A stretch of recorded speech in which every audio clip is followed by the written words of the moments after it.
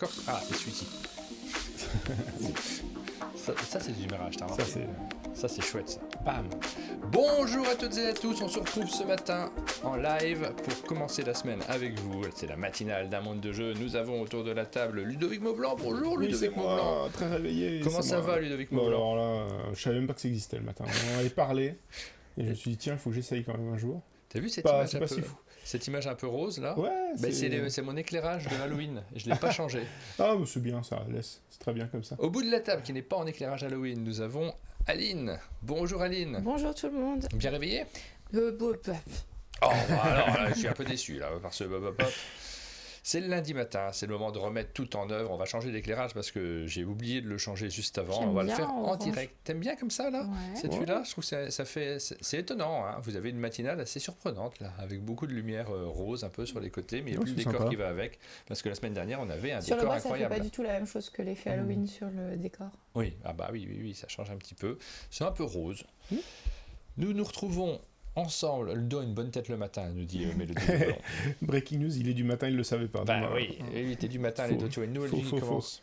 Complètement faux. Cette semaine, comme vous le voyez, on reçoit David Bertolo de Darucat qui vient nous parler de la suite de Heredity. Donc c'est Heredity Souvenir. On en avait déjà entendu parler à Valménier lors du sommet des jeux. Cette fois-ci, il vient avec la boîte et ça va être l'occasion de tourner un petit format pour vous parler un petit peu de comment s'est déroulée la sortie d'Heredity, de tout ce qui s'est passé depuis et de l'avancée de la suite. Des épisodes de cette famille qui est un petit peu une famille à qui il arrive une famille soudée, mais à qui il arrive des choses un peu étranges dans un univers dystopique, on va dire. Ouais, j'en ai entendu que du bien d'Heredity et j'ai toujours pas eu l'occasion d'y jouer. Nous aussi, on a fait le début, on a trouvé ça incroyable et on a autour de nous plein de gens qui adorent. Jérôme, par exemple, qui avait très envie de nous piquer notre boîte d'Heredity Souvenir. Oui, l'extension, et de repartir avec. On recevra aussi en fin de semaine Théo Witt qui vient pour Lucky Duck Games. Mais on a Rémi et Nathalie Saunier peut-être avant, t'as pas mis de photos, mais ils sont là également. Eh bien parce que j'allais le dire. Ah d'accord, je te laisse. Et la petite surprise de la semaine, j'en ai gâchée par Martin Wittberg. Je suis désolé, vraiment j'essaie de participer. C'est que dans ses bagages, David, il emmène Rémi et Nathalie Saunier qu'on est ravis de recevoir au chalet, ça fait longtemps qu'on les a pas vus et c'est un vrai plaisir. Du coup, moi je l'imagine en train d'ouvrir sa valise, c'est capitonné, c'est en mousse, il y a des petits espacements, puis ils sont comme ça les deux. Ouais, tu sais, c'est comme dans ces boîtes de jeux avec juste la bonne place pour la figurine. C'est ça. Théo Witt, vous le verrez pas cette semaine en fait, parce qu'il sera pas là en matinale cette semaine-ci. Je vous donne le programme des matinales, vous le verrez au moment de la sortie des jeux dont il vient nous parler en studio. On va tourner des vidéos en studio avec lui. Voilà les lives de la semaine, ceux qu'on organise, sur lesquels on va communiquer cette semaine-ci. Alors, nous avons lundi. On va faire une matinale, on va essayer de faire une matinale avec Ludovic Maublanc, on verra si on y arrive. Ouais, pas gagné qui se lève. Hein. Ouais, pas sûr. Je serai pas là. C'est le problème avec Ludovic Maublanc. Ensuite, mardi, Darucat avec David. Mercredi, Rémi et Nathalie Saunier seront présents. Jeudi, les actus ludiques. On essaye de lancer un petit format avec Pénélope où on parle d'actualité. On verra si ça marche, si ça prend, on continuera. On sera numéro 66. Déjà. Pour Halloween, c'est presque beau, quoi. Bon, c'est plus Halloween, c'est terminé Halloween. Et puis vendredi, le top vente du GBL avec Xavier Jonot. On continue chaque mois à recevoir un ludicaire différent pour parler des jeux de société qui se sont mieux vendus pendant le mois écoulé. Et alors, je pense que je ne sais pas s'il y aura déjà un effet loup-garou de Tire-ce-lieu, mais je suis curieux de voir si ça monte. Tu sais, moi, j'ai une vraie curiosité par rapport à ça. Et puis la fois dernière, on avait le train hype. Non, on avait les nouveautés, la hype, en fait, les derniers jeux du mois d'avant, ceux qui venaient de paraître, en tout cas, comment ils sont classés. On verra si on peut de nouveau donner cette information. C'est intéressant de savoir comment ça fonctionne également.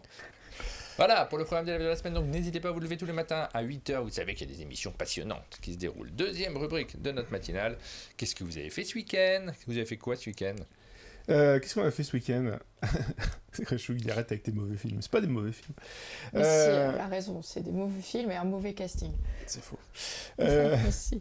Ce week-end, moi je suis en tout cas, parce que vous bossiez évidemment, on est allé faire un tour à Pontaludique, au festival de jeux de Pontarlier. Alors tu nous as envoyé quelques photos, du coup vous avez été à deux. On avait notre reporter photo qui me suivait, parce que comme quand je me déplace, Moi, j'ai toujours quelqu'un qui derrière moi qui me photographie, en fait. Ça, c'est important.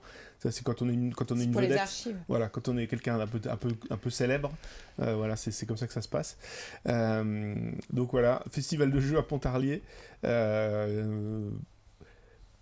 y avait pas mal, il y a eu pas mal de monde la veille. Là, on est arrivé nous le dimanche matin, donc c'était assez calme.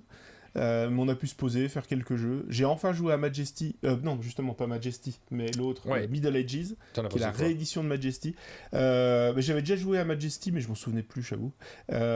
J'ai bien aimé, mais il y a deux trucs. Mais je deviens vraiment trop difficile. Il y a un truc d'iconographie qui m'a énervé dès l'explication des règles, parce qu'il y a une icône qui est ronde et qu'elle devrait pas être ronde. Ah, mais non.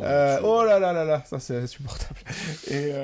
Alors là, les trucs d'iconographie, ça c'est vraiment des remarques d'auteurs ou d'éditeurs. Ah oui, non, mais complètement. En fait, c'est typiquement le genre de truc que personne ne verrait, et qui gênera personne à part moi. Mais voilà. Et en fait, c'est toujours un peu comme on m'explique un truc et je dis ah ben non, mais moi je le comprends pas comme ça par rapport à l'icono. Du coup, je bloque et j'ai du mal à me dire non, mais en fait c'est ça la règle. Ça m'a énervé. Et puis en plus j'ai perdu, donc c'était nul. Non, éditorialement, à part ce truc d'icono là qui m'a embêté, c'est vraiment parfait quoi. Les meeples, les petits cavaliers en bois, le matos qui se clipse exactement à sa place, oui, ça tu peux pas te tromper. Est super, ouais. L'édition est très chouette. Il y a juste un truc qui m'embêtait quoi. Ah, ouais. Ça m'énerve, c'était presque parfait. Non, c'est encore plus. En fait, des fois, il y a un jeu, il est mal gaulé de partout. Et quand tu dis, il est mal gaulé de partout, il est mal gaulé de partout. Ça arrive souvent. C'est nul. Alors que là, quand tout va bien et qu'il y a un truc qui m'énerve, c'était énervant. Après, sinon, on a vu pas mal de gens. J'ai joué à Draftosaurus parce que les gens ont voulu absolument jouer à Drafto. Et puis, j'ai dédicacé pas mal de Drafto, ce qui est fou en fait. C'est le jeu que tu dédicaces le plus. Oui, moi, je pense, clairement. Mathieu Dauphiné, donc il nous dit juste que ça va manquer de contexte trio sur Canal+. Bon, ouais. C'est vrai, effectivement. Bonne journée, Mathieu. Bonne journée, Mathieu. Voilà, et puis voilà. Donc dédicace de Drafto. Oui, je te posais la question parce que Drafto, il a quelques années maintenant. C'est vraiment le jeu c'est le jeu qui est le plus vendu en fait dans ta ludographie. Je sais pas, parce qu'en fait. J'ai aucune idée des ventes de, par exemple, Mr. Jack, qui est en vente depuis très très très très longtemps. Donc oui, mais actuellement. Mais actuellement, en termes de ce qui se vend le mieux, oui, c'est ça, c'est les Drafto, clairement. Alors que c'est un jeu que j'ai fait avec la team Kaedama, donc c'est un peu particulier. C'est Kaedama qui reçoit les droits d'auteur et tout ça. Draftosaurus au cinéma, ça a déjà été fait. Ouais, c'est vrai. Ça, c'est con. Hein. Et c'est pas nous. C'est dommage. Il faudra peut-être qu'on refasse un truc. Donc voilà, c'est petit festival. Alors, des petits festivals comme ça, on en parle, il y en a toutes les semaines, mais là, c'est le festival du coin. C'est le plus proche. Hein. C'est le plus proche. J'aurais adoré pouvoir y passer, mais vous le savez, moi, le dimanche, vous le savez pas forcément, mais le dimanche, je travaille pour l'équipe. Donc, c'est des grosses journées de travail en général, le samedi, le dimanche. Vraiment pas ceux où je suis le plus disponible. Je lance un appel, si vous voulez faire des festivals, faites-les le lundi, mardi, quoi. Pourquoi les gens font pas ça, je comprends pas. Detective Society, c'est notre partenaire cette semaine et notamment elle sera, alors là je vous la mets exceptionnellement ce lundi dans notre émission, mais elle sera dans l'émission des actus ludiques, puisque souvent les éditeurs nous demandent pour être présents dans ce format-là en particulier. Aline, tu nous en parles après, je montre le teaser et puis on en parle juste après. Allez, je vous montre le petit teaser que nous a préparé Nipar, qui est présent ici sur le chat. Je ne sais pas si je dis Nipar ou comme pseudo ou pas. Hop. Ah, il est un peu petit. Un corps sans vie a été retrouvé dans un musée. Entrez dans la peau d'un détective et plongez dans une enquête palpitante. Recevez une enveloppe remplie de documents. Découvrez chaque nouvelle intrigue, explorez Internet à la recherche d'une piste. Interagissez avec les témoins et les suspects. Chaque épisode, ce meurtre ne peut être élucidé sans vous. Percez ce mystère. Rejoignez Detective Society dès aujourd'hui.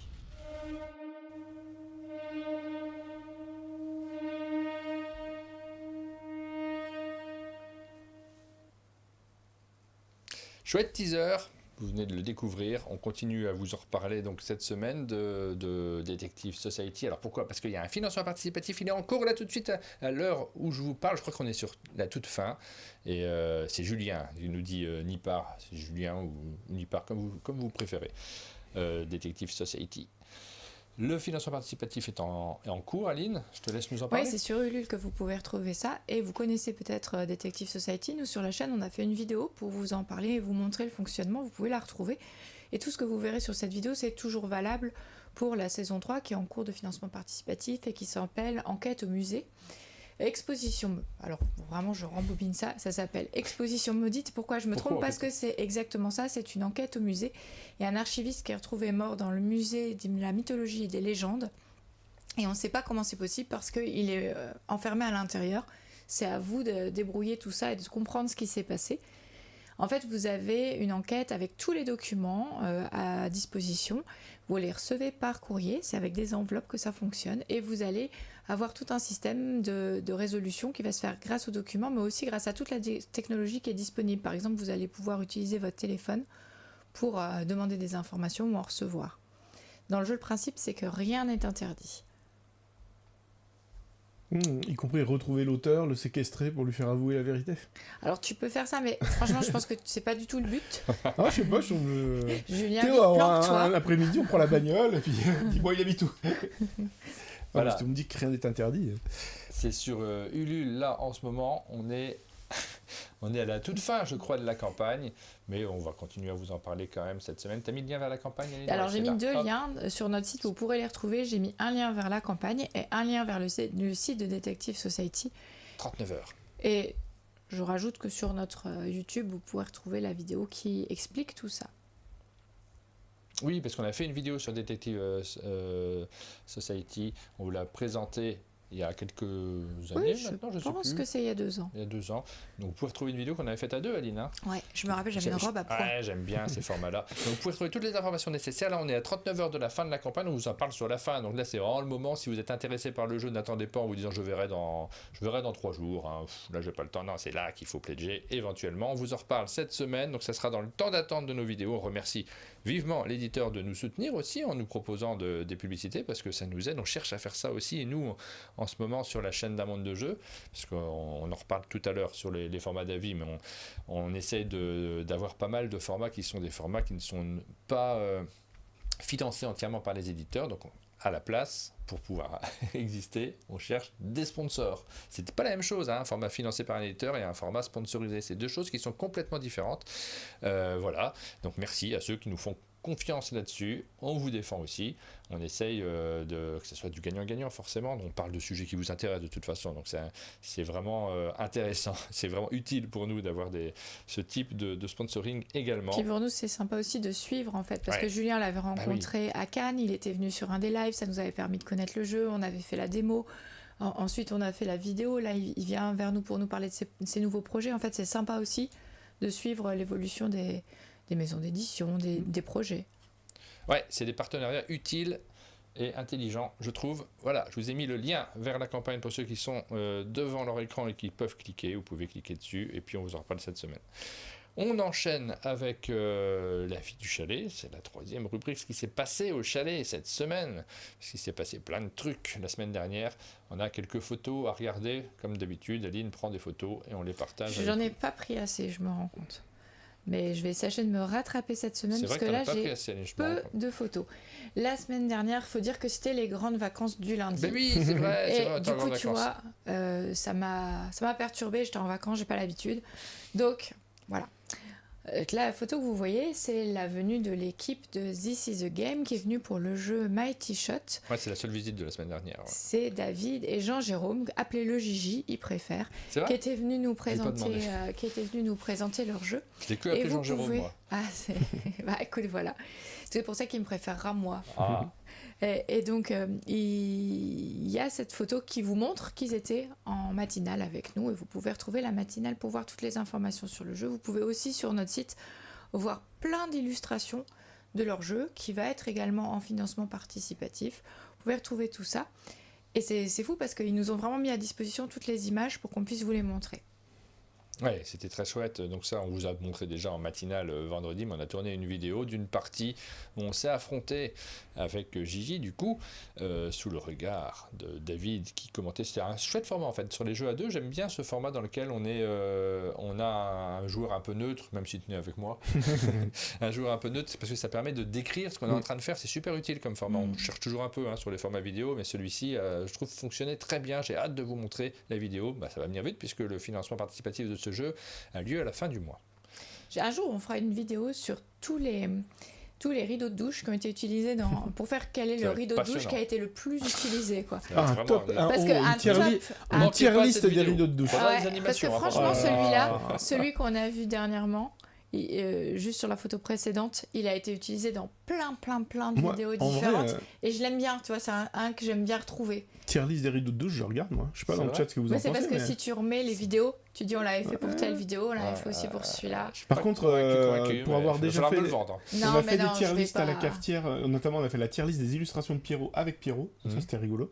Mais on en a fait, je sais pas, une trentaine, je sais plus, mais ça a duré des heures. Si tu fais tous tes rideaux de douche, faut faire une saison 2. Jamais de la vie. Faut déjà sélectionner. Tu l'as fait aussi sur tes jeux, des tier lists de tes jeux, tu fais régulièrement des... On l'a pas fait ça, encore. Tu l'as pas fait en tier list, mais là tu as fait un concours. Ah oui, ça c'était un tournoi, ça n'a rien à voir. Moi j'aurais du mal parce que alors moi franchement ce serait pas une tier list, ce serait regarder ces 4 rideaux de douche sont ceux que j'utilise le plus. Ah d'accord. Ah non mais nous on veut des classements, on veut des concours, on veut des duels. Moi je suis toujours insatisfait de ce que je fais, ce qui fait que si jamais on faisait des tier lists de mes dessins, je serais triste tout le temps en fait. Ah c'était nul, ça c'est nul. Je suis pas sûre que c'est un sentiment qui soit agréable. Si c'est si agréable ça serait pas agréable je pense. Devoir éliminer tes trucs. Non, tu élimines pas, tu classes, tu dis ça c'est bien, ça c'est lui est mieux que celui-là. Le ressenti c'est sans doute un peu d'élimination. Bon, on va le faire en vidéo juste après, ne t'inquiète pas. On a Punchboard qui est présent aussi ce matin. Coucou. Tier list des rideaux de douche, ça va peut-être trop loin en recherche de nouveaux formats. Mais je pensais pas réellement à un tier list. Ils ont fait une émission hier sur... je l'ai pas retrouvée en replay, je voulais la regarder. Une émission avec le GBL justement, donc je voulais jeter un petit coup d'œil. Et je crois qu'il n'est pas encore en replay, mais du coup hier en me couchant, je me suis dit allez, je lance ça. Bah non, elle n'était pas en replay. Et comme vous avez fait des trucs. On a fait des cordons bleus. Je te laisse commenter du coup. Écoutez, on me voit en pleine action en train de paner des cordons bleus. Voilà, extraordinaire. On aperçoit Brenda à l'arrière qui découpe la dinde. Voilà, vraiment, c'était passionnant. Et là, pour vous dire, tout à l'heure, je fais un flan. Ils s'en passent des trucs, des aventures au chalet. Regardez-moi comment ils sont beaux panés au cornflakes là. Oh là là. Ça se voit très bleu. Non, c'est vrai. Je ne veux pas faire de critique. Mais donc voilà, quand je traîne une semaine au chalet, j'essaye d'aider un peu tout le monde. Donc je viens faire des lives, je fais à manger pour qu'Aline n'allait pas la faire au moins un ou deux soirs dans la semaine. Enfin voilà. Donc la recette du cordon bleu, bientôt en tier list également. Mais oui, alors là-dessus, non mais vraiment, là j'insiste, on fait des émissions comme cette émission du lundi qui est très axée sur nous, on le sait bien, c'est un format qui est particulier. Quand vous nous suivez le lundi, vous savez qu'on va vous parler de nous, qu'on va être très auto-centré, on discute avec vous beaucoup plus que dans les autres formats, c'est comme ça. Ça nous fait plaisir aussi d'échanger, et puis de revenir quand même sur ce qu'on fait, parce qu'il y a les deux aspects, il y a à la fois ce qu'on vit et il y a ce qu'on veut faire, ce sont deux choses qui sont un peu différentes. Je vous l'ai dit plein de fois, l'émission du lundi, c'est notre réunion. C'est le format dans lequel on discute et on essaye de voir comment développer un monde de jeu aussi, ce que c'est qu'un monde de jeu, parce que... C'est un petit côté machine à café. T'as fait quoi ce week-end ? Moi j'ai fait ça. On va faire quoi cette semaine déjà ? Il n'y a pas forcément grand monde qui regarde cette émission-là, mais quand même, ça nous permet aussi de revenir sur l'image qu'on a, parce que cette image, elle est importante aussi, et on se rend compte qu'elle est souvent associée au tout premier format qu'on a fait. C'est le moment de venir sur notre rubrique suivante, les avis. Le roi de la transition. Mais oui, complètement. Et je me suis dit, alors on a commencé à en parler hier, parce que c'est vrai que depuis la rentrée... Le début de cette phrase, c'était quand même, oh là là là là, la bouffe. Et vous expliquer les recettes, ça m'intéresse. Mais on a dévié complètement de ce sujet. Exactement. On est d'accord, je suis non ? en transition man. Exactement. Ça m'intéresse vraiment en fait de voir le côté vivant. C'est vrai que ça avait commencé comme ça, on est d'accord. Mais non, mais je pense que vraiment les gens aussi ça les intéresse. Parce que quand tu sais qu'il y a eu une réunion entre chefs d'État, ce qui se passe un peu au chalet habituellement, tu as envie de savoir quel était le menu. Qu'est-ce que vous avez mangé ? Alors ils ont mangé quoi ? Il y avait de la caille, il y avait des ortolans au menu. Oui, je me rappelle des trucs. C'était Mitterrand qui avait mangé des ortolans, je ne sais plus dans quel cadre. Mais c'est des informations qui arrivent, c'est interdit de manger des ortolans, sachez-le. Alors que le flan c'est autorisé. Le flan est autorisé. On fera un grand concours où les gens recevront une part de flan pour ceux qui gagnent. C'est François Hollande qui a mangé du flan, je crois. Oui. Bon, alors, on revient sur le format d'état. Ça fait 2-3 mois qu'on n'a pas repris nos formats d'état, nos formats d'avis.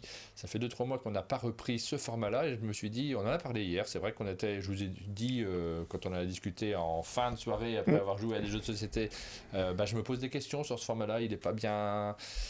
les dernières formules ne m'ont pas convaincu. Finalement, je trouvais qu'il y avait beaucoup de prétention peut-être dans le format, pas dans ce que les gens racontaient, mais dans le format poussé à la prétention. Et moi, ça me plaît pas. Quand on devient prétentieux, c'est quelque chose qui me plaît pas, que ce soit sur notre chaîne ou sur celle des autres.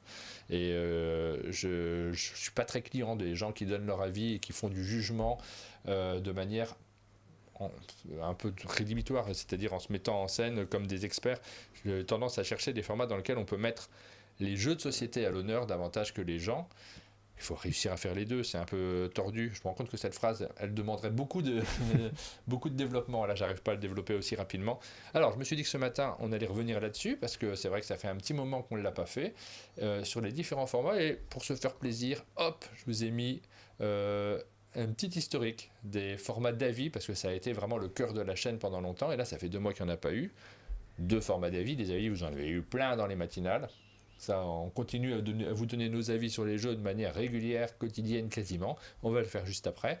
Mais des formats d'avis en eux-mêmes, on a levé le pied un peu pour des raisons techniques. Une raison principale, d'ailleurs, je le dis tout de suite, c'est parce qu'on a voulu développer les matinales et les poster en replay sur YouTube. Ça demande un temps dingue, parce que je fais une vignette tous les jours. Je refais le replay en permanence, donc 5 formats par semaine à remettre.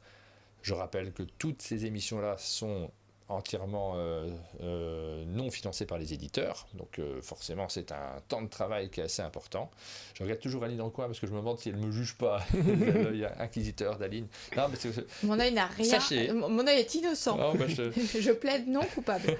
Sachez qu'on prépare beaucoup ces matinales jusqu'à un certain point, c'est-à-dire que je prépare les trucs mais je ne partage pas toujours le sujet, donc les gens découvrent. Aline, oui, parce que moi en même temps cette discussion d'hier soir apparemment j'étais pas là, 5 minutes, donc c'est vraiment très tout est neuf. J'attends de voir à quelle sauce je vais être mangé. Il n'y a rien, je vous ai déjà quasiment tout dit. Mais simplement, on repasse un peu sur ce qu'on a fait. Donc, quand on a lancé la chaîne, on l'a commencé par des formats d'avis. On revenait sur les jeux avec toute première émission qu'on a faite. Je crois que c'était. T'as pas changé, Martin. C'est à l'époque où vous mettiez tous le t-shirt, quoi. C'est sympa, j'ai envie de pas changer. Ça n'a pas duré longtemps le corporate, mais on faisait 2 émissions par an. Donc, le top 10. On a commencé par des top 10. Il y avait peu de top 10 sur la chaîne. Donc, on s'est dit, tiens, on va faire ça sur les chaînes, sur YouTube. On va faire ça, il n'y en avait que sur les chaînes anglophones, et depuis, il y en a eu beaucoup des top 10. Après, on avait enchaîné avec du format du carton, donné assez peu notre avis dans ce format-là, mais c'est le premier qui est dessiné. C'est avec des couvertures dessinées, quand je me suis dit, tiens, je vais les remettre en avant. On a fait aussi, alors c'est ce qu'on fait un peu actuellement, le format sur les jeux indispensables sur une période. Cette année, c'est ce qu'on fait. Grosso modo, on a fait des formats sur nos indispensables. On l'a fait sur les 6 premiers mois de l'année, on le fera sans doute sur les 6 mois de la fin de l'année. Quand Pénélope reviendra au chalet. Ensuite, on a lancé la vidéo news. Alors, elle portait très mal son nom, cette émission. Oh, les 2 bébés de cette photo. Non, j'ai pas changé, il a dit. Ouais, non, vraiment, autant Sylvain, oui, quand même. Mais toi non plus, Ludo, tu n'as pas changé. Il n'y a pas changé. Non, évidemment. Donc, on a lancé la vidéo news, qui était un format aussi d'avis, parce que c'était un peu le cœur de l'émission. Il y avait un tout petit peu, un soupçon d'actu, très très peu d'actu en réalité. Il portait mal son nom parce qu'il y avait peu de news et peu d'actu. Par contre, on parlait au départ un peu des KS et puis de nos avis sur les jeux. C'était l'essentiel de l'émission, la liste des sorties et nos avis en général sur 3 ou 4 jeux. Donc il y a eu plein de formats. Je vous ai montré l'évolution des vignettes. J'aime bien moi regarder les vignettes parce que cette évolution-là, elle parle aussi de la façon dont on avance. Là, c'était un peu des vignettes à l'américaine, on va dire, parce que les Américains mettent des gros titres énormes qui barrent toute la vignette avec toutes les informations sur ce qu'on trouve à l'intérieur. Ça a bien marché, ces formats-là. Je regardais les dernières, elles tournent autour de 10 000 vues, systématiquement, les dernières vidéos news qu'on a faites, ce qui est bien pour des vidéos axées sur le jeu de société. Le jugement de Sylvain sur cette photo. Ouais, il fait le gag qui boit dans son gobelet. Ah, le vlog au chalet, j'adorais. Ça, on se baladait dans le chalet avec une caméra vlog. C'est en fait l'ancêtre de la matinale. Je pense que c'est à peu près le même ton. On discutait et puis on se promenait. Par contre, il y avait du montage derrière. Et ça, on a très vite pas eu le temps de le faire. On s'est vite rendu compte que ça rentrait pas dans notre emploi du temps. Donc voilà, je vous ai mis quelques vidéos news avec les différents acteurs qui sont passés. Il y a eu pas mal de monde dans ces vidéos news. Vous voyez l'évolution des vignettes. Moi, j'ai commencé à mettre les titres un peu plus sur le côté et les gens un peu plus gros au fur et à mesure qu'on avançait dans le temps. On a eu des invités comme Johan Goupy sur l'émission numéro 129. Voilà. Il y a Punchboard, le média, qui dit: est-ce que tu as essayé l'A/B testing mis en place par YouTube pour les miniatures? Oui, j'ai de ce que c'est. J'ai essayé un peu et des fois ça va à contre-courant de ce qu'on imagine. D'accord. C'est-à-dire que. C'est quoi ça? Parce que je connais pas. Alors ça te permet de mettre 3 vignettes D'accord. Il te génère les vignettes. Non. Tu composes 3 vignettes, donc d'accord. Ça demande un petit peu de temps. Il teste laquelle sera la meilleure. Et il te dit laquelle est la mieux. Alors en général, la différence se joue sur des 0,5% de plus sur une vignette. Ça joue pas forcément énormément. Alors j'ai testé moi notamment sur nos vidéos de parties de jeux de société. Je me suis dit, est-ce que ça vaut le coup de mettre un gros titre en plus? Tu sais, il y a la partie où on explique qu'on joue et puis de mettre en plus. Dans ce jeu, il y a ça. C'est le jeu où on fait ces titres racoleurs. Et je me suis rendu compte que pas forcément. Sur les vignettes que je faisais, ça marchait pas nécessairement. Parfois, simplement mettre une image qui est un peu rigolote, qui donne envie de cliquer, ça fonctionne. Changer le titre sur du jeu de société, c'est pas si évident que ça. Sur des trucs de news, oui, peut-être mettre un truc racoleur, ça va marcher. Donc ça m'a fait plaisir en fait. Ça m'a permis de me dire, je vais pas chercher systématiquement une grosse phrase un peu clash. Ça sert pas à grand chose et en plus ça donne une image qui est pas si positive du jeu de société. Donc voilà. Et sinon, actuellement, je bosse pas mal sur les vignettes, mais je bosse tellement dessus que j'ai du mal à en faire plusieurs pour tester ce genre de truc. Parce que oui, c'est ça. Moi, comme je savais pas ce que c'était, je me demandais si c'était pas un générateur de vignettes. Ça pourrait exister. Mais oui, tester des vignettes, c'est gentil, mais il faut en faire 3 ou 4 pour les tester. Des fois, tu as un doute, c'est du boulot quand même. Tu peux le faire un petit peu, mais ça permet de s'orienter, d'apprendre en tout cas. C'est plutôt ça. On peut s'en servir pour apprendre plutôt que pour faire 3 vignettes à chaque fois, ce qui est un peu long. Le format qu'on a fait dernièrement, la dernière formule, j'ai gardé la numérotation des vidéos news parce que en fait c'est toujours nos formats d'avis. On l'a appelé, ça rentre dans notre ludothèque dans la dernière version, je les ai pas mis dans l'ordre là parce que j'ai testé plein de trucs. Là pour le coup j'ai fait de l'A/B testing sur cela, j'ai fait nos avis, j'ai fait est-ce que ça rentre dans la ludothèque, c'est la formule qu'on a retenue sur la fin parce qu'en fait ce gimmick qu'on donne dans les émissions permet de bien comprendre le contenu.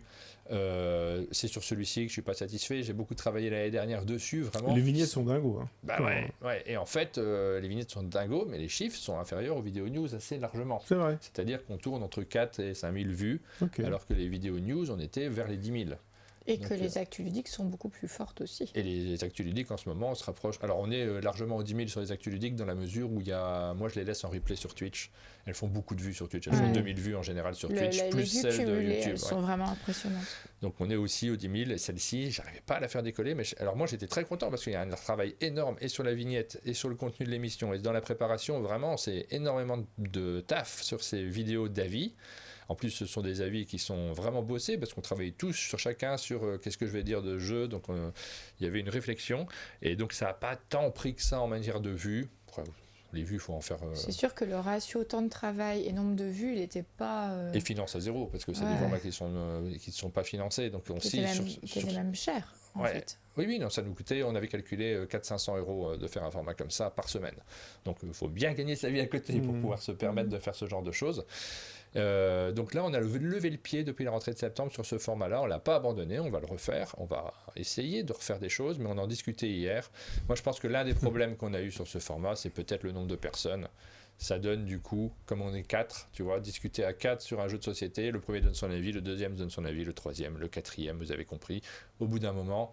ça fait lourd, ça fait aussi un peu prétentieux. C'est les 4 juges qui sont debout derrière qui donnent leur sentence et il y a quelque chose qui peut être fun quand on le découvre en live, mais en replay, je trouve que ça marche moins bien. Moi, si je suis juge, je veux un petit marteau et dire silence. C'est l'image que j'avais. Ou je fais évacuer cette salle. Ouais, c'était un peu ça en fait.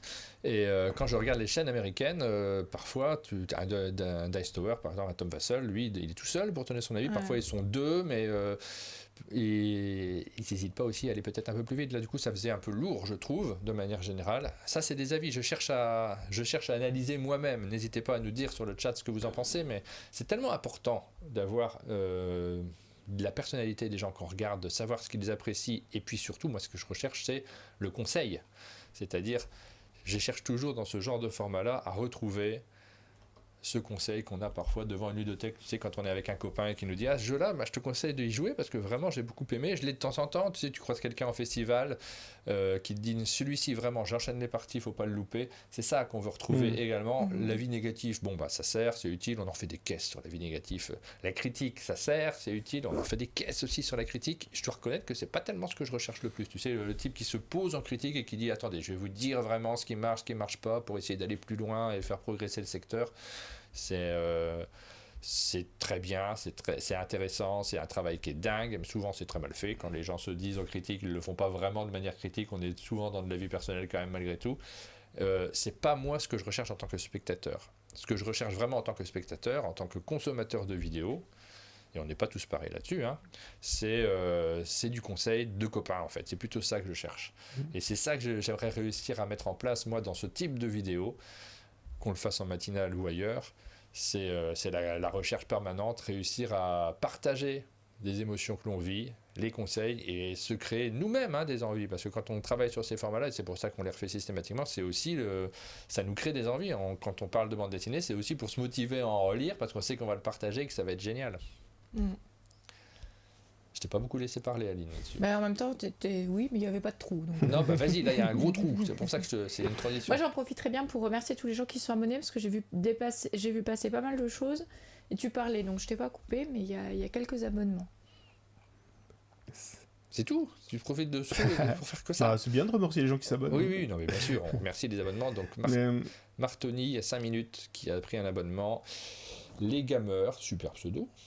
Il y a 7 minutes, qui a pris un abonnement également. Et Tom Rider, il y a 26 minutes. Ludo ? Pourquoi ? Qu'est-ce qui se passe ? T'as fait un non, pas du tout. J'étais en train de regarder le chat. Non, mais j'ai pas réfléchi plus que ça, mais en voyant défiler ton truc et tout, je me demande est-ce que j'ai les souvenirs des vidéos news avec Sylvain, avec Aline, etc. Et je me demande s'il y avait aussi un petit côté. Moi, le truc dont je me souviens, c'est un petit côté petite rubrique qui s'enchaîne avec à un moment on parle d'un truc, à un moment donné on fait une mini partie, à un moment donné on fait un truc. Oui, et ça, c'était plutôt chouette en fait. Est-ce que c'est pas parce ça donne un petit côté émission. Tu vois, avec plein de petites rubriques qui s'enchaînent. Et est-ce que c'est pas ça que les gens ils aimaient bien ? Parce que ça pourrait être refait dans le format dans le même format que ça rentre dans la ludothèque. C'est au lieu de faire catalogue de jeux, on pose le jeu, tout le monde en parle, on passe au suivant. Peut-être qu'il y a moyen il y en a un, il y a qu'un joueur qui en parle parce que ça lui a plus d'un annaire. Un autre, c'est un petit jeu, on fait une mini partie et sans avoir besoin de faire de montage, on le faire en live. C'est quoi. vrai un jeu confié à une personne plutôt que 4 personnes qui parlent du même jeu, c'est peut-être une piste. Oui, je pense que c'est ça en fait. On va vers ça. Après, on aime bien faire les émissions à plusieurs parce que ça donne de la vie.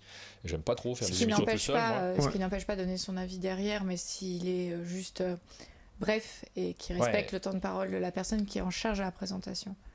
C'est un casse-tête permanent de construire ces formats-là. Vous le constatez là quand on en parle.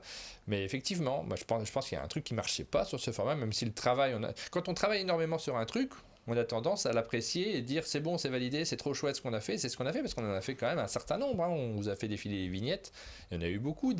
Ça rentre dans nos ludothèques avec des vues qui avaient tendance à baisser systématiquement. Donc ça n'a pas pris en lui-même. Il faut le reconnaître aussi. Après, on ne cherche pas à ce que ça prenne nécessairement, mais on a du recul. Ce qu'on cherche, c'est la satisfaction du travail qui progresse, qui est pertinent et qui vous sert, qui vous fait envie aussi, quoi. Ouais. Juste travailler pour se faire plaisir nous-mêmes et tout, c'est un petit peu... Je pense que tu as raison, Ludo. Il faut peut-être effectivement varier davantage. Donc, dans ces genres de matinales qu'on fait le lundi, par exemple, réussir à avoir des formats. Parce que nous, alors c'est la grande difficulté, c'est que ce sera forcément matinal maintenant, puisqu'on n'a pas d'autres créneaux dans la semaine pour pouvoir faire des émissions. Mais retrouver une façon de parler des jeux. Alors, on va pas se limiter dans nos avis d'ici à ce qu'on retrouve un format qui soit pertinent, ne vous inquiétez pas, puisque les matinales nous permettent de toute façon, quand on est entre nous, de revenir sur les jeux auxquels nous avons joué, de vous dire ce qu'on en a pensé. Après, j'aime tellement bien construire, moi j'aime bien travailler, en fait. Je trouve mon plaisir aussi dans le fait d'avoir bossé sur un format et de vous le livrer. Au moment où on le diffuse, cette satisfaction de dire « ouais, j'ai bien bossé, c'est chouette, la vignette est cool, le format est bien conçu, il y a plein de trucs, il va se passer des choses dans cette émission ». Mais ouais, t'as raison à mon avis, avoir des séquences, et c'est d'ailleurs ce vers quoi je vais là sur les matinales, c'est avoir des petites séquences que vous attendez, vous voyez le menu, vous dites ils vont parler de ça juste après, c'est peut-être chouette. C'est ce qu'on essaye de construire aussi ensemble. On va essayer de le recréer d'une manière ou d'une autre, ce format-là, à l'intérieur de nos matinales. Il faut réussir à le faire. Je sais plus, parce que c'est passé, et puis j'ai pas remonté, mais quelqu'un qui disait j'aime bien suivre les avis de Blandine, par exemple. Mais c'est vrai qu'il y a ce alors côté ça, c'est la personnalité des amis. Voilà. Ça, par contre, c'est super. Mais ça, c'est super, ouais. Et que chacun s'identifie plus ou moins à une personne qui vient régulièrement, c'est cool aussi, ça. Et c'est ce que vous aviez aussi avec toi et Sylvain, en fait. Il y a des gens qui aimaient bien Sylvain parce qu'il aimait les jeux fous, enfin, qui suivaient Sylvain parce qu'ils savaient que si c'était un jeu un peu foufou, un jeu un peu déconne, machin, et que ça marchait pour lui, c'est que ça marcherait aussi pour toi si t'aimes ce genre de jeu, en fait. Alors que toi, t'aimes plus les jeux on parle d'Uwe Rosenberg, d'Ora Elabora. Si c'est un jeu que t'as bien aimé de ressources, machin, on sait que ça va être un jeu à l'allemande, solide, tout ça. Et ça, c'est cool. Comme on en parlait hier aussi, c'est qu'à une époque, moi, ce que je suivais beaucoup, c'est la ludothèque de Bruno Feduti. Oui, j'ai pas forcément les mêmes goûts que lui, mais je sais que s'il va aimer tel truc, je vois ce que ça veut dire, en fait. Tu vois, je connais les jeux qu'il aime, et du coup, je me fie à son avis, parce que je sais ce que veut dire son avis, en fait.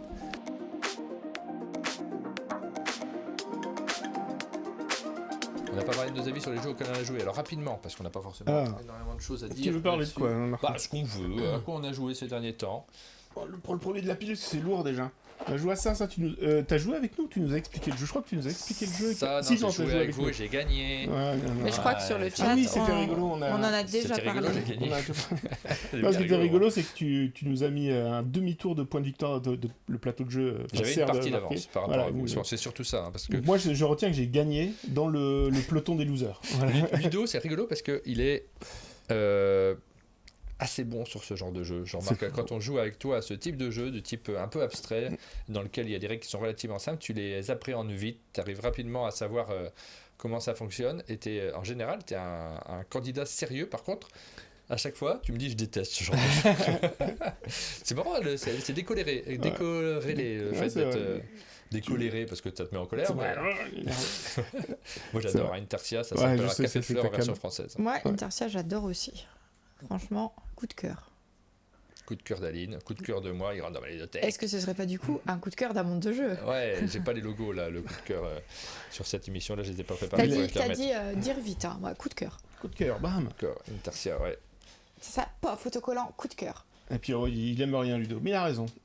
Ouais, non vraiment, ça moi j'ai bien aimé. Bon, non, je trouve ça propre, c'est du Michael Kisling dans le. Non, bah, je crois que tout me fait plaisir. La réflexion, le matériel, le fait de composer la marqueterie, je trouve ça super chouette. J'ai pas trop aimé à 4 quand même, je dois dire. C'est-à-dire que moi j'aime vraiment bien, je pense à 2, peut-être 3. Mais en fait, toute cette famille de jeux. Faut que ça aille hyper vite. En vrai, c'est bien à 3 en fait. Oui. C'est des genres de jeux où les mécaniques est tellement simple, on n'est pas très loin d'un avance du rail, finalement tu cartes, tu les dépenses, tu poses tes trucs. C'est simplement tu construis un parquet plutôt que des chemins de fer. Mais à 4 du coup ça rallonge, t'attends ton tour, t'as envie de jouer vite. Moi c'est le genre de jeu, je veux jouer en 25 minutes, hop, emballer c'est pesé, t'as toute ta réflexion que tu veux pour un temps court. Dès que ça devient trop long, ça me plaît moins. Donc je déconseille à trop nombreux, mais par rapport au type de joueur que je suis.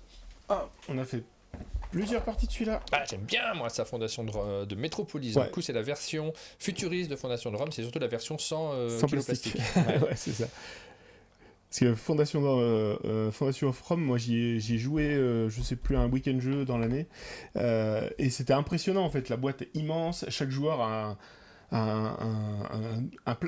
vraiment une boîte de jeu à lui tout seul pour ranger ses pièces, parce que on construit la ville de Rome avec des bâtiments en 3D abusés, parce que en termes de mécanique de jeu, on a un jeu hyper simple de polyomino en fait, hein, c'est tout simplement, mais sauf que là, c'est gigantesque.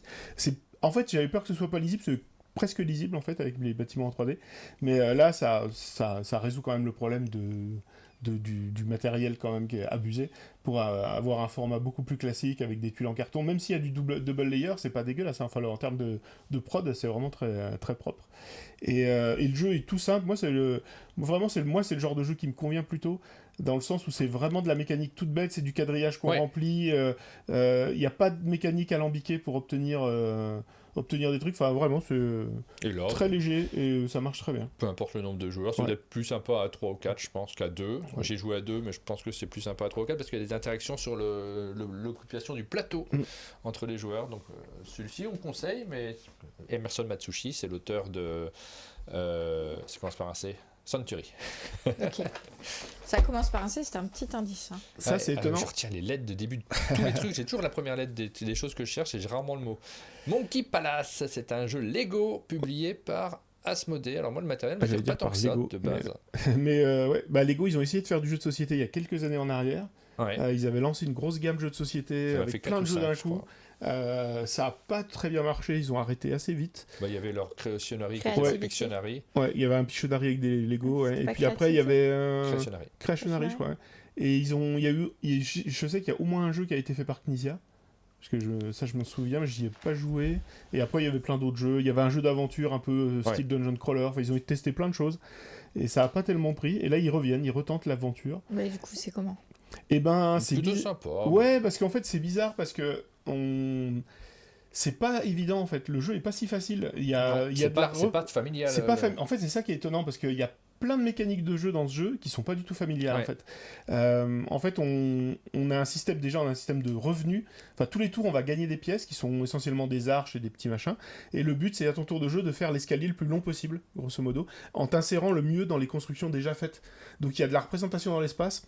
Aline. En même temps, j'ai plus envie de jouer à Intercia qu'à Monkey Palace, déjà de base. Ils sont pas si éloignés les deux en réalité, sur certains aspects. Et du coup, c'est pas évident. Enfin, je vois pas des enfants jouer à ça en fait. Ah non. Faut vraiment, se dire, attends, je vais passer par là, monter là c'est bon, j'ai suffisamment de briques, tac, tac, tac. On crée son petit escalier, on voit combien de briques on a réussi à placer. Ça nous permet de choper une carte qui nous redonne des briques pour le tour d'après et des revenus pour le tour suivant. Et on essaye comme ça à chaque fois de faire le meilleur coup. Et c'était pas inintéressant dans la réflexion. Ouais. Mais je me demande à qui est adressé ce jeu en fait. Parce que un jeu Lego avec des petits singes, t'as envie d'y jouer avec la famille et les enfants. Ouais. Mais je pense que des enfants, ils arrêtent le jeu puis ils font juste un décor avec les animaux et les trucs parce que c'est trop compliqué, je trouve. On a Jérémy qui nous dit il a eu le prix Toys and Games of the Year. Ok. Ok. Très bien. Ça ne me parle pas spécialement comme prix, je ne le connaissais pas, donc je le découvre là. Voilà. Moi, je ne l'ai pas trouvé très fun. J'ai trouvé que ça marchait bien. J'étais plutôt agréablement surpris parce que j'attendais rien. Donc, dans ces cas-là, quand on dit oui, ça marche, on est agréablement surpris. Par contre, je n'ai pas eu ce sentiment de plaisir, de fun à y jouer que j'ai plus sur Café de Fleurs, moi. Ouais, c'est pas fun, pas vraiment fun en fait. Non. Donc, voilà. Je ne refuserai pas une partie, mais ça ne va pas être mon jeu de l'année. Ludic Mum qui dit que sa fille aussi, elle a eu beaucoup de mal avec la représentation dans l'espace. Qu'elle n'était pas à l'aise avec ça. Et deux d'un coup, c'est pas simple la représentation dans l'espace. Alors Refuge, on va faire une vidéo de Refuge, il faut qu'on trouve un créneau et qu'on le tourne. Moi j'ai pas joué, vous y avez joué. Ouais. Donc il faudra que je le découvre, celui-ci. Ça c'est un backbuilding. Ouais, très très familial je crois. De Gérald Catio. J'ai pas dit le nom des auteurs. Si, j'ai dit Emerson Matsushi, mais sur Monkey Palace, je sais pas. Là, j'ai dit Michael Kisling. Tout va bien.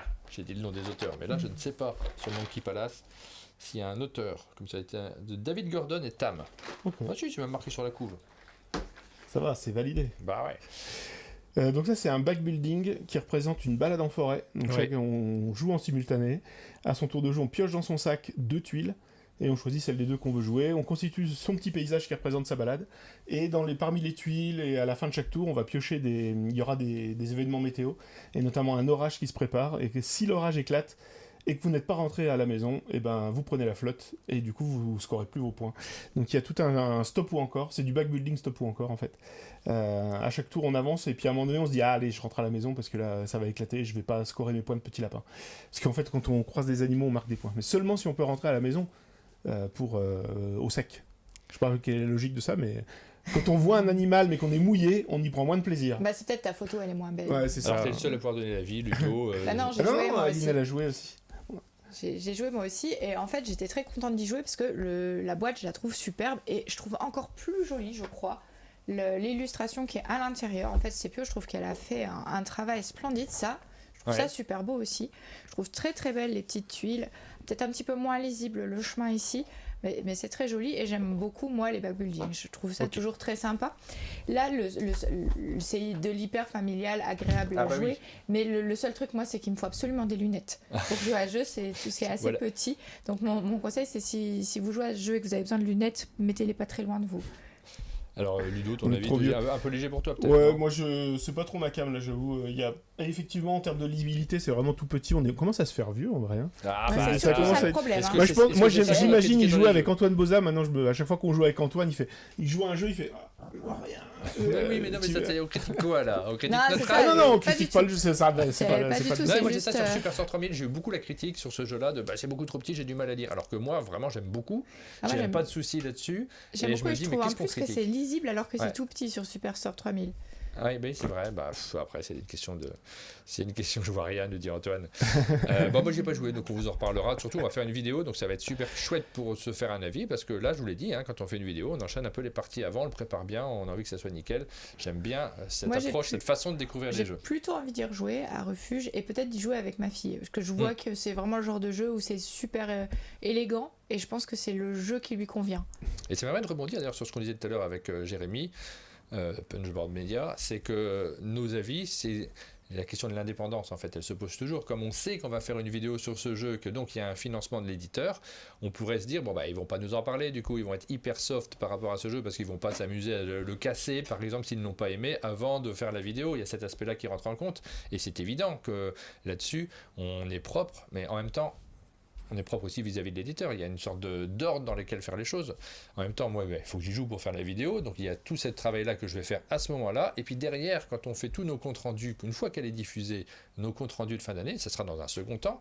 Là-dessus, on revient naturellement sur nos avis, sur notre façon de présenter les jeux, sur les goûts qu'on a eus pendant le mois. Donc, il y a une chronologie de la vie qui est, pour nous, assez simple et assez limpide.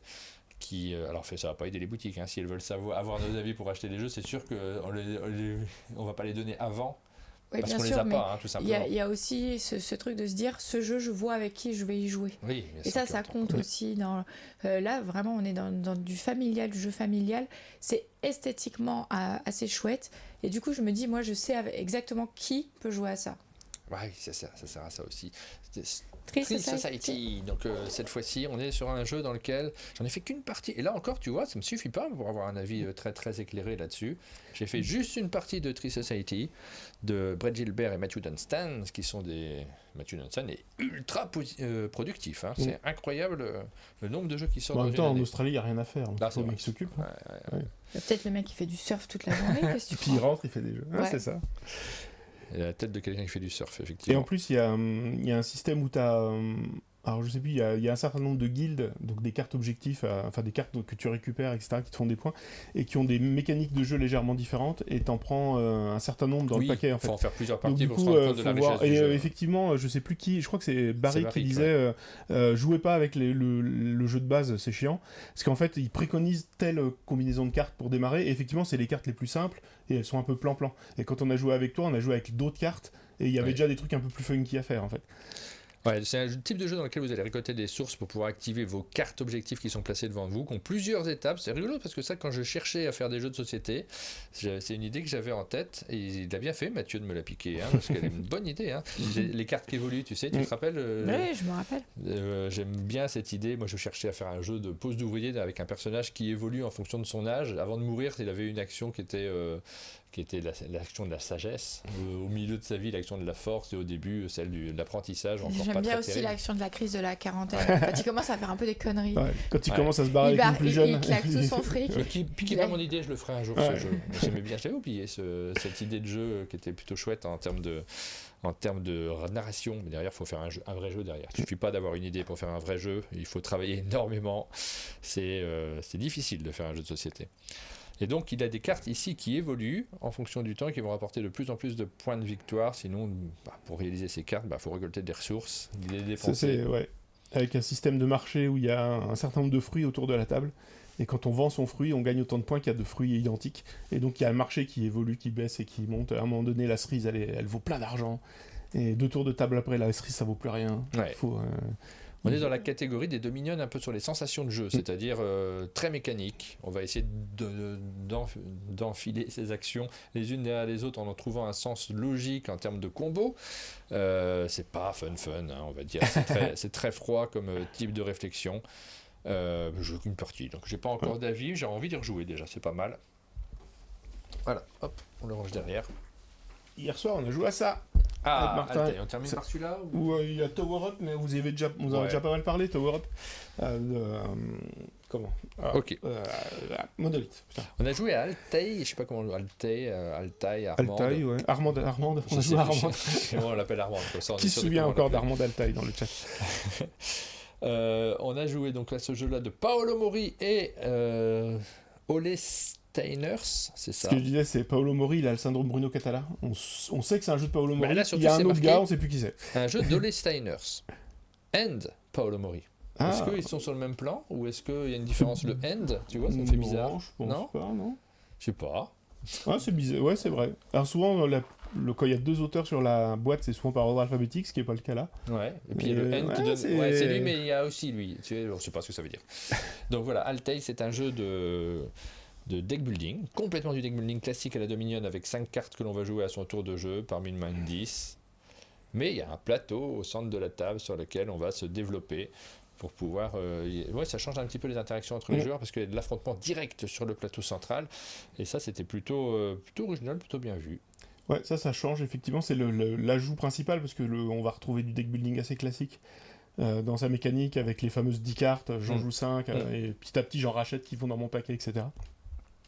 Et là, la différence, c'est que les cartes, elles vont produire des ressources qu'on récupère sous forme de petits meeples, mais comme souvent dans le deck building, on ne garde pas ses cartes d'un tour sur l'autre, là on ne garde pas ses ressources d'un tour sur l'autre. Il y a quelques cartes qui permettent d'en stocker, mais généralement il faut tout dépenser en fait, et donc il faut dépenser à bon escient. Et ça, la topographie du plateau de jeu, alors, je sais pas si on voit un peu comme ça, mais oui, j'ai pas ouvert les boîtes. Tiens, mon écran. Bon, c'est pas grave. Bref, il y a un plateau de jeu avec des zones de différentes couleurs, et quand on contrôle une zone quand on contrôle une zone verte, par exemple, les cartes qui produisent des pommes, elles produisent plus de pommes. Donc là, c'est bon, ça marche. Mais bon, je suis pas sûr qu'on voit bien. Une seconde seulement. Donc il y a un deck building assez classique, mixé avec cet aspect topographique de je vais conquérir tel territoire parce que j'en ai besoin, parce que c'est une ressource que je produis et je veux la produire plus. Et aussi, petit à petit, on va venir confronter avec les voisins, les attaquer. Donc il y a un côté bagarre qui est pas extrêmement violent, on va dire, parce que finalement on fait perdre que des points. C'est une question de points de victoire en fait. Ouais, c'est des points de victoire, donc c'est pas vraiment on n'éradique pas un joueur, on l'empêche pas de jouer en fait. Mais il y a cette petite friction, c'était assez rigolo. Il y avait toi et Brenda dans le sud de la carte qui arrêtaient pas de vous rentrer dedans. Moi j'étais dans le nord un peu peinard, j'ai fait très peu de bagarres au final. Ça m'a interpellé le fait d'être pris en sandwich entre deux personnes et du coup vous pouviez pas vous affronter vous deux. Non, on était bloqués parce qu'il y avait toi au milieu. Vous pouvez pas se taper dessus du coup. Ouais, donc ça m'a surpris, mais après en même temps on fait des choix pour essayer de marquer les points de victoire.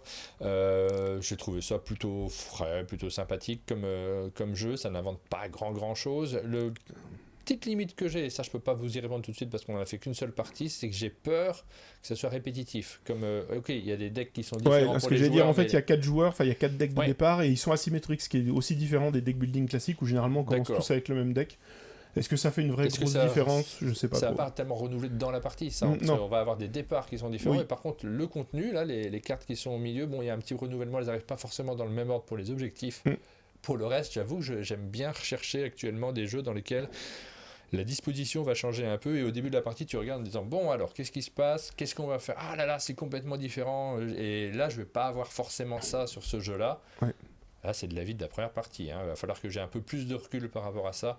Tout de suite je me pose cette question de est-ce que ça va beaucoup se renouveler, la suite au prochain épisode quand on aura rejoué 12 fois à ce jeu et qu'on dira bah si non mais en vrai j'adore, peut-être ce sera ça. Ah oui alors il y a j'arrive pas à lire le Jim Coma qui dit qu'avec les technos ça se renouvelle. Ouais, parce qu'effectivement il y a un pool de cartes qu'on peut acheter comme dans un deck building classique, un peu à la Dominion etc. Et il y a également effectivement des technologies qu'on va poser devant soi et sur lesquelles on va poser des ressources et quand elles seront complètes on gagnera un pouvoir. Et effectivement ça c'est tiré au hasard mais néanmoins on en met on ne joue pas tant que ça. On n'en joue pas tant que ça, puis finalement il n'y a pas tant que ça dans le paquet. Donc une fois qu'on a joué une fois, on les connaît grosso modo. Les renouvellements en eux-mêmes de ces technologies, je suis un peu plus fort à la bagarre, je suis un peu plus fort pour. Ça améliore les actions grosso modo. Ça va pas changer complètement la sensation. En tout cas, je l'ai pas ressenti comme ça.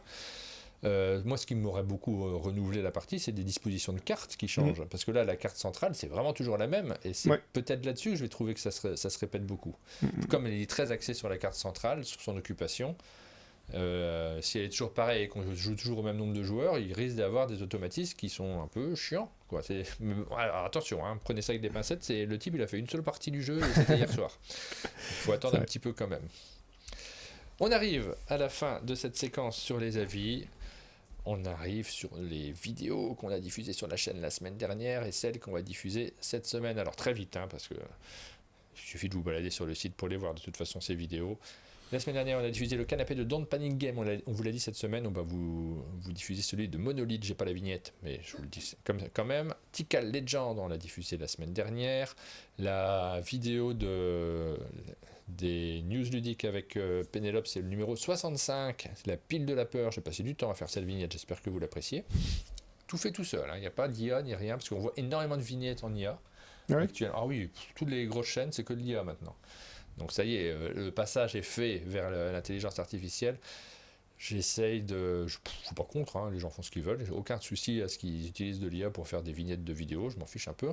Mais j'essaye d'avoir mon propre truc, mes propres visuels. Tikal Legend, la soirée de lancement, c'était ensemble, Ludo. On a fait j'ai bien aimé. Moi, franchement, accompagner le lancement de ce financement participatif qui est toujours en ligne, qui a passé les 100 000, qui continue sa vie sur Kickstarter. C'était chouette de regarder. En fait, là, je trouve que c'est un partenariat qui est sympa parce qu'on a un partenariat avec l'éditeur, mais il y a un vrai intérêt à voir comment le jeu démarre. Et puis, c'est vraiment, on passe un bon moment en réalité. La soirée d'Halloween. C'était plus du chill, je me suis demandé si je le rediffusais ou pas, parce que c'était vraiment un truc entre nous et vous. On l'a rediffusé. Ça, c'est sur la chaîne de replay. Oui, sur la chaîne de replay. Ouais. Tout ça, c'est sur la chaîne de replay, en fait. On a fait la matinale avec Mighty Shot, que j'ai bien aimé. Là, c'est difficile à dire quand on a l'éditeur qui vient, qui se déplace et qui nous présente un jeu de société, parce que, encore une fois, le format est financé par l'éditeur. Alors, pas la matinale. Hein. La matinale, c'est jamais financé. Ils ont ça en plus, les éditeurs, ils ont un format directement qui est diffusé le jour même de leur venue, mais qui n'a pas une ligne en plus sur la facture. Par contre, évidemment, la vidéo qu'on a tournée au chalet, elle est financée. Et ils ont le choix, hein, la matinale, ils la font pas, c'est comme ils veulent, ça ne change rien à la facture qu'ils auront au total. J'ai plutôt bien aimé, moi, ce jeu. En fait, c'est un jeu d'affrontement tactique, mais j'ai trouvé, alors je ne suis pas du tout un amateur de pichenettes à la base, j'ai trouvé un vrai fun dans les petites pichenettes qu'on fait dans les affrontements, j'ai trouvé ça vraiment cool. Donc voilà, vous verrez la vidéo quand on la diffusera sur la chaîne de la partie qu'on a tournée au chalet. Les vidéos qui arrivent, alors il y a Acropolis Athena, on doit le diffuser, j'attends juste une validation de l'éditeur. Est-ce que tu avais vraiment ce costume-là pendant la vidéo? Non. Ah, dommage. On l'a réellement. Bricolage. Quel dommage. On a vraiment ce casque. Ça, c'est un bricolage à partir d'images que j'ai trouvées sur Internet. J'ai essayé avec de l'IA pour justement, là, quand il s'agit de déguiser les gens, ça marchait pas très bien. Oui. Du coup, j'ai bricolé moi-même les habillages des gens qui n'ont pas du tout pendant la vidéo. Similo, la vidéo qu'on a tournée avec Nayad aussi pour expliquer son aventure d'illustrateur autour de ce jeu, et Ariane. Rising Robots, qui arrive cette semaine également avec le robot Guillaume. Tu veux dire que Guillaume n'a pas vraiment ce maquillage-là pendant la vidéo? Ah, quelle tristesse. Donc ça arrive, j'ai essayé de bricoler un robot. J'ai fait ça hier soir, tu sais, quand on a fini la partie de la détail, je me suis dit, allez hop, je vais essayer de faire un Guillaume robot. Voilà, il vous fait une intro à la Guillaume, vous verrez. Crack 29, donc la vidéo, ça, je pense qu'on l'a diffusée là aujourd'hui. Voilà pour le programme. T'es où, Martin, sur cette vidéo? Je suis là. Sérieux? Oh, je dis, mais il est où, Martin? Je le reconnaissais. Ouais, très différent. La moustache blonde te va très bien, écoute, ça te change, hein, d'homme. Hein. En le montant cette vidéo, j'ai eu l'impression que c'était quelqu'un d'autre. Ah ouais, vraiment. C'était et même pourtant c'était moi, hein, mais c'était assez rigolo. Parce que là, on est vraiment habillé comme ça dans cette vidéo. On dirait Victor Vincent, c'est le mentaliste. C'est un mentaliste, avec bon, il y en a d'autres qui arrivent cette semaine. Il y a d'autres vidéos, mais j'ai pas fait la vignette, donc je peux pas vous la montrer. Par exemple, celle de Monolith, j'ai pas fait la vignette. Il y a quelques autres qui arrivent. Voilà, c'est la fin de cette émission. Merci d'avoir passé du temps avec nous. Mon Dieu, il est 9h40, j'avais pas fait gaffe. Oui, c'est pas grave, on n'a rien à faire ce matin. Ça va, on n'a rien à faire ce matin, tout va bien. Bonne journée à tous. On vous donne rendez-vous très vite pour de nouvelles matinales. Donc demain, ça sera avec David d'Heredity. Ciao. À bientôt. Ciao.